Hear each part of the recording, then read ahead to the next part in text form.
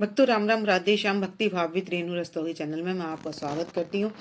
तो जिनका आज जन्मदिन है उन सभी को हार्दिक शुभकामनाएं, और जिनकी मैरिज एनिवर्सरी है उन सभी को भी हार्दिक शुभकामनाएं। तो आशा करती हूँ कि आप सब कुशल मंगल होंगे।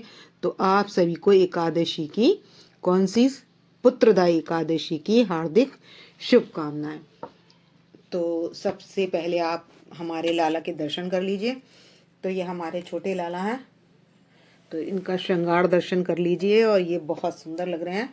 तो आप इनका बताएं, ये ड्रेस पहनाई है मैंने इनको, तो इनकी ये वाली ड्रेस आपको धोती कुर्ते वाली कैसी लग रही है। तो ये बिहारी जी का श्रृंगार दर्शन कर लीजिए, और ये हमारी राधा रानी है, इनका श्रृंगार दर्शन कर लीजिए, और ये हमारे लड्डू गोपाल जी हैं। तो सभी का श्रृंगार दर्शन आपको कैसा लगा कमेंट्स करके बताएं। तो भक्तों आज की वीडियो रहने वाली है कि पुत्रदा एकादशी कब है। तो सबसे पहले आप क्या करें, एक पीला चौकी पर एक पीला कपड़ा बिछा लें, और उस पर अपने लड्डू गोपाल जी या यशोदा या जुगल जोड़ी सरकार हो तो आप उनको, जिसको भी चाहें आप उनको पधार सकते हैं। और आप यदि एक लाला को पधार कर चौकी लगाना चाहते हैं तो एक को भी लेकर पधार सकते हैं। तो पुत्रदा एकादशी साल में दो पड़ती हैं, एक माघ मास में पड़ती है वो भी शुक्ल पक्ष की पड़ती है, और एक सावन में पड़ती है वो भी शुक्ल पक्ष की पड़ती है। और माघ मास में ही गुप्त नवरात्रे होते हैं, और माघ मास जो है कुंभ के लिए भी कुंभ भी माघ मास में लगता है, लगने जा रहा है, जो कि 13 तारीख से लगने वाला है। तो भक्तों 13 तारीख से एकादशी के बाद पूनो पड़ने वाली है 14 या 15 में। तो उसमें तो 13 तारीख से इसलिए शुरू हो रहा है कुंभ, तो वो है तीर्थराज प्रयाग में। तो अभी हम बात कर लेते हैं कि पुत्रदा एकादशी का व्रत करने से, संकल्प करके व्रत करने से क्या होती है, संतान की प्राप्ति होती है, और संतान का सुख भी प्राप्त होता है इसी एकादशी के करने से। तो इस एकादशी का बहुत बड़ा महत्व है। तो अब जो एकादशी पड़ रही है वो पड़ रही है 9 तारीख को आ रही है, और 10 तारीख को सूर्य व्यापिनी हमें एकादशी मिल रही है। तो 9 तारीख को जो एकादशी आ रही है वो आ रही है 12:24 पर, और सुबह 10 बजकर, यानी कि 10 तारीख को रहेगी 10:20 तक।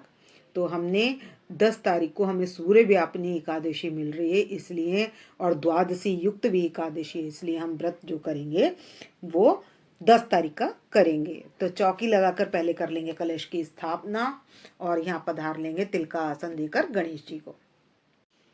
तो मैं सभी को ना तुलसी माला पहना लूँगी। तो आप तुलसी का पत्र जो है वो एक दिन पहले तोड़कर रख लें, क्योंकि उस दिन एकादशी वाले दिन तुलसी नहीं तोड़ी जाती है, और 3 दिन तक तुलसी के पत्र शुद्ध रहते हैं, मतलब खराब नहीं होते हैं। तो आप तोड़कर रख सकते हैं। तो शुक्रवार की एकादशी है तो आप तोड़ लें, बुधवार को तोड़ लें, तो वो शनिवार तक आपकी तुलसी पत्र चल जाएंगे। तो मैंने गणेश जी को तिल का आसन देकर यहाँ पर पधार दिया है, और मैं इनको पहना दूंगी व्हाइट कलर का जनेऊ, और सभी को लगा दूंगी फूल से छींटा। तो लक्ष्मी नारायण भगवान जी को भी मैं पुष्प से छींटा लगाकर इनको शुद्धिकरण कर लेंगे, और अपनी राधा रानी और लड्डू गोपाल जी के पास भी, और गणेश जी के पास भी, और उसके बाद इनको पहना देंगे जनेऊ। तो भक्तों वीडियो लंबी हो जाने के कारण मैंने आपको बता दिया है, मैंने इनका पुष्प से शुद्धिकरण कर लिया है, और मैं जनेऊ पहना दूंगी अपने गणेश जी को। और यहाँ हमारे लक्ष्मी नारायण भगवान जी हैं, तो इनको मैं येलो जनेऊ धारण करा दूंगी, और उसके बाद मैं सभी को वस्त्र धारण करा दूंगी, यानी कि कलावा रूपी इनको वस्त्र सभी को अर्पित कर दूंगी।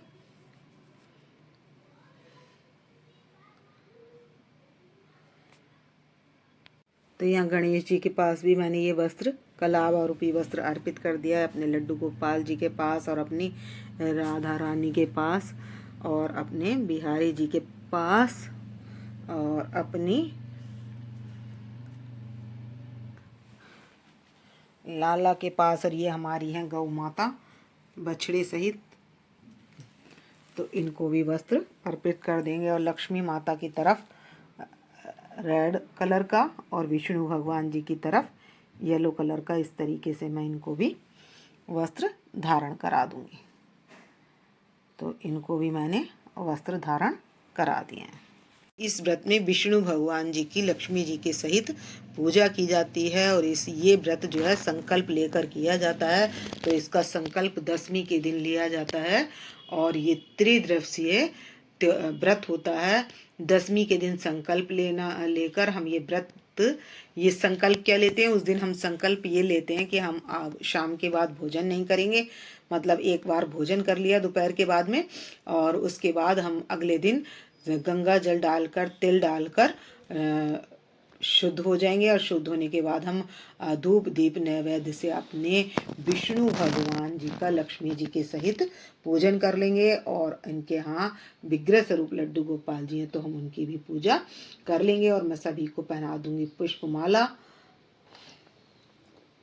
गोपाल जी और राधा रानी को तो माला पहना दी और सभी के पास में पुष्प अर्पित कर दूंगी, और अपने लड्डू गोपाल जी के पास भी, और अपनी गौ माता के पास भी, और यहाँ पर भी विष्णु भगवान के पास भी मैं पीला पुष्प अर्पित कर दूंगी। अशोक के पत्ते लेकर, 5 अशोक के पत्ते लेकर कर लिए घट की स्थापना। तो मैंने इसको घट को गले तक भर लिया है। इसमें डाल दिए लौंग का जोड़ा, 1 का सिक्का, सुपारी और गंगा जल डालकर इसको कलश की स्थापना कर ली। और यहाँ जला लेंगे, कलश के पास में ही जला लेंगे अखंड दीप, और इसके ऊपर मैंने नारियल विराजमान कर दिया। तो इस तरीके से हम घट की स्थापना करने के बाद सभी के पास पुष्प अर्पित कर देंगे जो भी हैं, और हम अपने घट देवता के पास भी पुष्प अर्पित कर दिए हैं। और अब इसके बाद हम कर देंगे फल अर्पित। के पास हम फल अर्पित कर देंगे, गणेश जी के पास भी, और अपने लड्डू गोपाल जी के पास, राधा रानी के पास, और विष्णु भगवान जी के पास, और लक्ष्मी माता के पास, और राधा रानी के और गौ माता के, सभी के पास हम फल अर्पित कर देंगे। तो हमने जो है लाल फल राधा रानी के और लक्ष्मी माता के पास अर्पित करना है। और यदि हमारे पास क्या हो, कमल का पुष्प हो तो ठीक है, नहीं तो गुलाब का पुष्प अर्पित कर देंगे।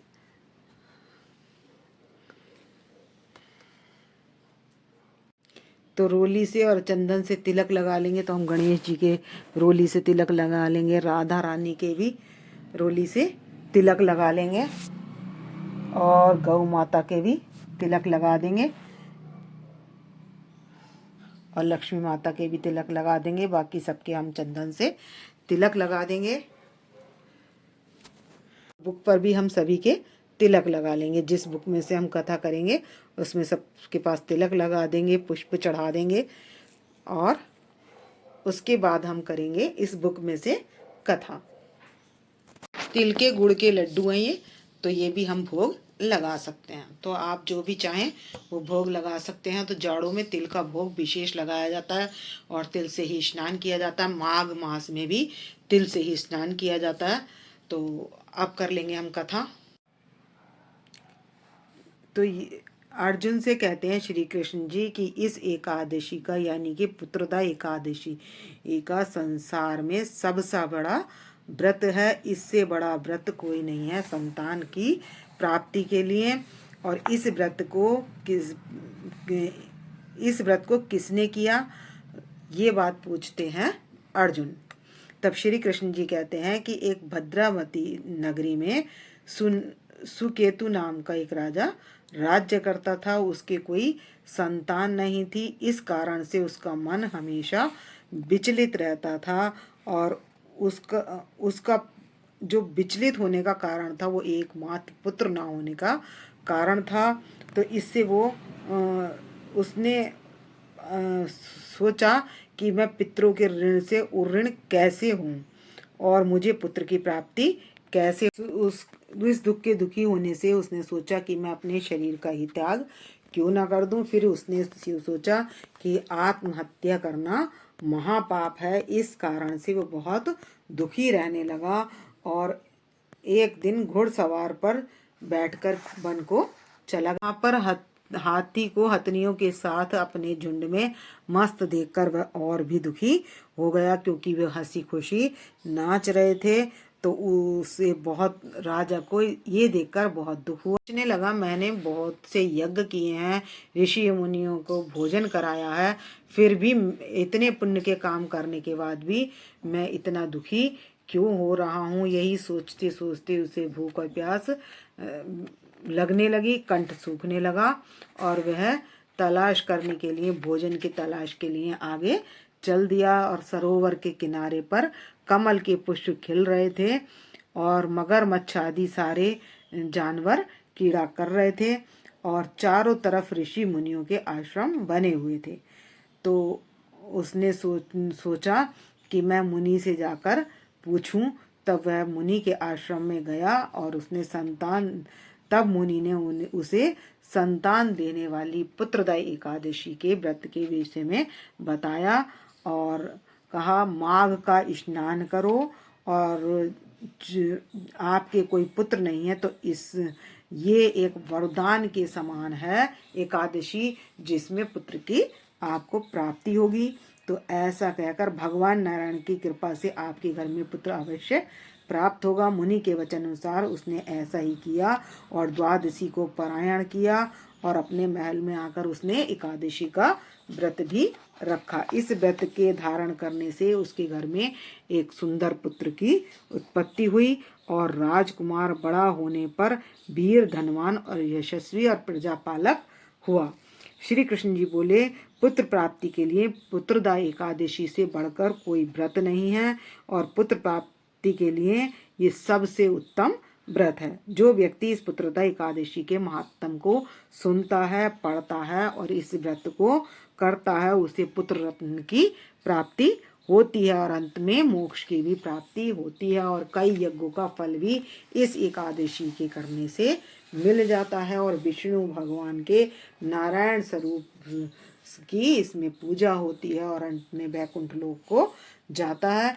तो कथा यहाँ संपूर्ण हो गई है और मैंने सार रूप में आपको कथा श्रवण करा दी और इसके बाद कर लेंगे हम आरती। संकल्प किया हुआ था तो संकल्प के जो पैसे हैं और दक्षिणा है जो भी है वो हम अपने भरत खंडे जम्बूद्वीपे, जो आपका नाम है, कर्कश गोत्र और सकल मनोरथ सिद्धार्थम क्या व्रतम करिष्यामि, और ये हम अपने गणेश जी के पास इनको दक्षिणा को छोड़ देंगे। और एकादशी के 26 एकादशियों के नाम शुरू में यहाँ पर इसमें होते हैं, बुक में, हर बुक में होते हैं, उनको ले लेंगे और उसके बाद हम घंटी बजाकर कर लेंगे आरती। तो आप चाहें तो ओम जय जगदीश की कर लें या बांके बिहारी की कर लें, विष्णु भगवान जी की कोई सी भी आरती आप कर सकते हैं। आपको ओम जय जगदीश याद है तो आप ओम जय जगदीश भी कर सकते हैं। तो अब बात कर लेते हैं कि पारायण किस समय करना है। तो पारायण का टाइम 7:07 से लेकर 8:15 बजे तक है। तो वो 11 तारीख का है, क्योंकि उसके बाद 9 बजे के बाद क्या हुआ, त्रयोदशी लग जाएगी। और अगर आप त्रयोदशी का भी व्रत करते हैं तो दूसरा व्रत जब उठाते हैं, जब पहला पारायण कर लेते हैं, तो आप पहला व्रत पारायण करने के बाद ही दूसरे व्रत की शुरुआत करें। कभी भी ऐसा हो तो आप दूसरा व्रत, पहला व्रत पारायण करने के बाद ही दूसरे व्रत को करें। तो अब कर लेंगे आरती। तो यहाँ मैं बजा लूँगी घंटी और लौंग और कपूर लेकर धूप दीप नैवेद्य कर लेंगे आरती। तो करेंगे, बांके बिहारी तेरी आरती गाऊं, हे गिरधर तेरी आरती गाऊं, आरती गाऊं, प्यारे तुमको मनाऊं, हरि चरणों में शीश झुकाऊं, चरणों से निकली गंगा प्यारी, जिसने सारी धरती तारी। और सभी देवी देवताओं को देने के बाद हम सभी जोत को ले लेंगे और इसके बाद अब कर लेंगे एक पुष्पांजलि कर लेंगे और पुष्पांजलि के बाद कर लेंगे क्षमा प्रार्थना, जो भी हमसे कोई त्रुटि रह गई हो तो। पुष्पांजलि अर्पण करूं, ग्रहण पढ़ो महाराज, कृपा दृष्टि अवलो, ये शरण पड़े की इलाज। तो 3 बार कहने के बाद हम पुष्पांजलि विष्णु भगवान जी के पास या अपने गणेश जी के पास अर्पित कर देंगे और उसके बाद क्षमा प्रार्थना कर लेंगे। कर्पूरी गौरम करुणावतारम संसारिसारम भुजगेन्द्रहारम सदा वसंतं हृदयारविंदे भवं भवामी सहितं नमामि। तो भक्तों, इस वीडियो का करूँगी मैं यहीं पर एंड। यदि आपको मेरी वीडियो पसंद आए तो प्लीज़ लाइक करें, सब्सक्राइब करें और शेयर करना ना भूलें। और लक्ष्मी नारायण भगवान के चरणों में हाजिरी लगा सकते हैं। तो मिलते हैं नेक्स्ट वीडियो में। भक्तों राम राम, राधे श्याम।